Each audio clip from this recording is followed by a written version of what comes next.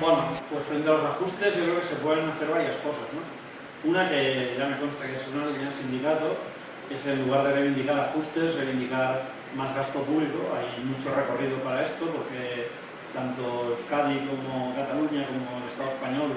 están a un nivel muy bajo de fiscalidad y por lo tanto este sería un elemento central, ¿no? Aumentar la recaudación fiscal y mejorar la progresividad de esta recaudación fiscal, que es claramente deficiente, ¿no? La otra, yo creo que es una estrategia más defensiva, pero no puede perderse de vista, es que frente al tipo de ajustes que están planteando, que casi todos recaen en la cuestión social, hay que plantear ajustes en aquellos casos donde hay despilfarro económico por una parte o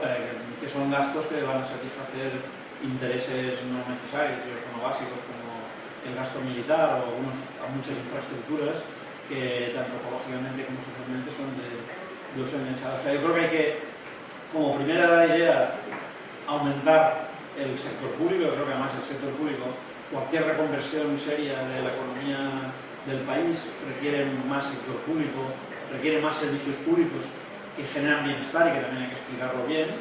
pero como alternativa más defensiva y también para cuestionar los ajustes a la baja de sanidad, de educación,